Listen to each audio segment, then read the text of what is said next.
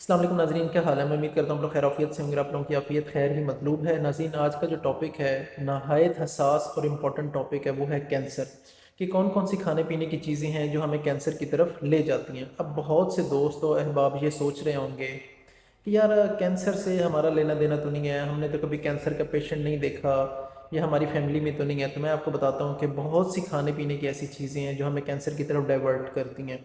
और हाँ, जिन लोगों को लगता है कि जो कैंसर है उसके पेशेंट्स ना होने के बराबर हैं, तो मैं कहूँगा कि आप एक दफ़ा शौकत खानम का चक्कर लगा के देखें लाहौर में, या पीनम हॉस्पिटल फैसलाबाद, या जितने भी कैंसर हॉस्पिटल्स हैं आप जाके देखें तो आपको अंदाज़ा होगा कि कितना एक्सपेंसिव ट्रीटमेंट है। और मेरा 2 दफ़ा जाना हुआ है शौकत खानम, तो मुझे तो ऐसे लगता है कि हर बंदा ही कैंसर पेशेंट है, क्योंकि इतना ज़्यादा वहाँ पर रश है। तो अब आते हैं, वक्त को ज़ाया नहीं करते। सबसे पहली जो मैं आपको इंपॉर्टेंट चीज़ बताने लगा हूँ वो है प्रोसेस फूड्स। अच्छा, प्रोसेस फूड के अंदर भी मैं एक स्पेसिफिक करने लगा हूँ, क्योंकि आप ये ना सोचें कि हर चीज़ से ही मना कर रहे हैं। प्रोसेस फूड में भी ख़ास तौर पे जो मीट प्रोडक्ट हैं, जो गोश्त की प्रोडक्ट्स हैं, कौन कौन सी हैं, कुछ तो मैं भी बहुत शौक से खाता हूँ, मैं आपको बताता हूँ। अच्छा, ये ना जो मीट, ख़ास तौर पे मैं आपको कहता हूँ कि मीट को प्रिजर्व करने के लिए जो हम प्रिजर्वेटिव्स यूज़ करते हैं, मोस्टली नाइट्रेट्स यूज़ करते हैं और नाइट्राइट्स यूज़ करते हैं, ये ना ज़्यादा लिंक करती हैं कैंसर के साथ। किन किन चीज़ों में होता है, जितने भी प्रोसेस आइटम्स हैं, मिसाल के तौर पे सॉसेजेस हैं। आजकल क्योंकि हर बंदा है वो टाइम बचाना चाहता है काम करते हुए, वो कहता है कि बनी बनाई चीज़ हो, 2 मिनट में फ्राइंग पैन में डालूँ और चीज़ रेडी हो जाए। फिर फास्ट फूड में अब जब बर्गर आ जाते हैं, बर्गर में जो भी पैटीज़ आ जाती हैं, चिकन पैटीज़ हैं, बीफ पैटीज़ हैं।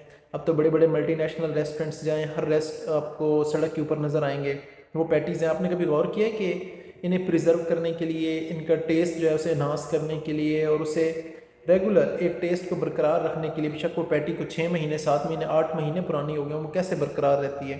फिर नगेट्स हैं, स्मोक्ड मीट है। तो ये जितनी प्रोडक्ट्स हैं इनके अंदर नाइट्रेट और नाइट्राइट्स यूज़ होते हैं, जिनका डायरेक्ट लिंक है कैंसर के साथ। मैं आपको उसका जो साइंटिफिक एविडेंस है वो भी साथ अटैच कर देता हूँ, ताकि आप खुद देख सकें और इन चीज़ों को एटलीस्ट मीट प्रोडक्ट को अवॉइड करें।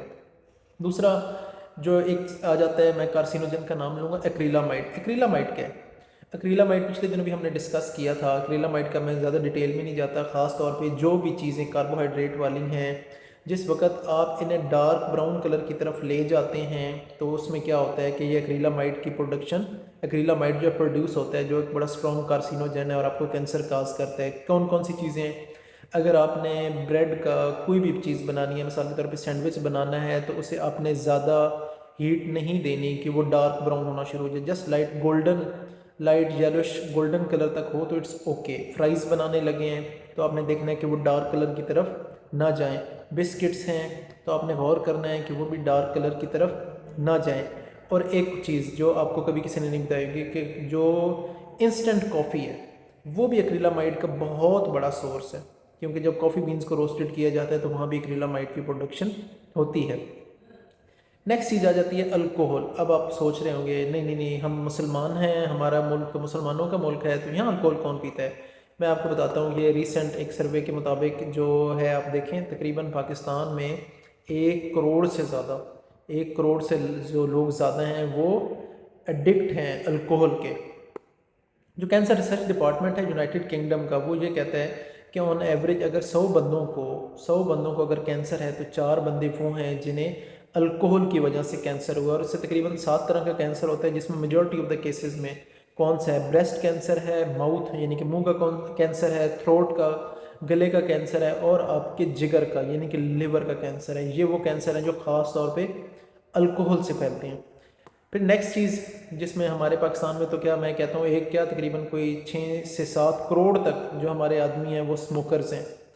अच्छा, स्मोक जो है इसमें ख़ास तौर पे जो टोबैको है, टोबैको के अंदर कई केमिकल्स मौजूद होते हैं, जिसके अंदर 61 जो केमिकल हैं उनके ऊपर तो कंप्लीट डिटेल रिसर्च मौजूद है कि वो कार्सिनोजन हैं, वो आपको कैंसर कॉज करते हैं। जो अमेरिका का सीडीसी डिपार्टमेंट है, centre for disease control and prevention, वो क्या कहता है, वो कहता है कि स्मोकिंग एक ऐसी चीज़ है जिससे हर तरह का कैंसर काज हो सकता है। आपके मुंह का कैंसर काज हो सकता है, गले का हो सकता है, या आपकी जो खुराक वाली नाली है इसका हो सकता है, आपके मैदे का कैंसर हो सकता है, आपके लिवर का कैंसर हो सकता है, किडनीज का कैंसर हो सकता है। कोई ऐसा कैंसर नहीं है जो टोबैको या स्मोकिंग की वजह से ना हो रहा। अब आजकल आपने देखा होगा कि ये तो एक ट्रेंड चल गया, मैं तो हैरान हूँ सर, अपना यूनिवर्सिटीज़ के स्टूडेंट्स, कॉलेज के स्टूडेंट्स भी बेइंतहा स्मोकिंग कर रही हैं और फीमेल्स भी स्मोकिंग कर रही हैं। और जो शीशे का ट्रेंड चला हुआ है उसका एक अपना अलहदा साइड इफ़ेक्ट्स हैं। फिर आ जाता है जी सनलाइट। जो सूरज की रोशनी है ना, इसके अंदर यूवी रेज़ हैं, अल्ट्रा वायलेट रेज़ हैं, वो क्या करती हैं कि आपकी स्किन को ऑक्सीडाइज कर देती हैं, सेल्स को, उससे भी आपको कैंसर होता है। अगर आपका कलर बिल्कुल वाइट है जैसे गोरों का रंग होता है, तो फिर तो मैं आपको कहूँगा कि आप हार्डली 20 से 30 मिनट तक भी डायरेक्ट धूप में ना रहें। डायरेक्ट धूप से क्या मुराद है, जो तकरीबन हमारे यहाँ 11 बजे से लेके तकरीबन 3 साढ़े 3 बजे तक होती है, उसके अंदर आप ना जाएँ। अगर लेट्स सपोज जाते भी हैं तो जिनको प्योर वाइट कलर है उन्हें मैं कहूँगा 20 से 30 मिनट, और जिनका लाइट ब्राउन कलर है, गंदमी रंग है, या डार्क ब्राउन कलर है, या ब्लैक कलर है, वो तकरीबन 2 घंटे भी चले जाएंगे तो वो धूप को बर्दाश्त कर जाएंगे। लेकिन अगर आपका बिल्कुल प्योर वाइट कलर है तो फिर मैं आपको ये नहीं कहता कि आप धूप में ना निकलें, ज़रूर निकलें, लेकिन अपनी स्किन को कवर करके निकलें, छतरी लेके निकलें या फुल बाजू शर्ट पहने, A to Z अपने आप को कवर करें, हैट लें, फिर आप धूप में जाना चाहते हैं तो आप जाएं, वरना आप ना जाएं। स्किन कैंसर में तकरीबन 90% जो केसेस आते हैं वो यूवी रेज़ यानी कि सूरज की रोशनी की वजह से कैंसर कॉज होता है। तो ये कुछ मैंने आपको इंपॉर्टेंट चीज़ें बतानी थी जिनकी वजह से आपको कैंसर हो सकता है। अपने आप को और अपने फैमिली मेम्बर्स को इससे बचाएं। बहुत एक्सपेंसिव इलाज है, अल्लाह रब्बुल इज़्ज़त इस बीमारी से हर एक की हिफाजत फरमाए। नाज़रीन, किसी किस्म का कोई सवाल हो तो आप कमेंट बॉक्स में पूछ सकते हैं। आपने हो समर बुंदर को इजाज़त दें। अल्लाह हाफिज़।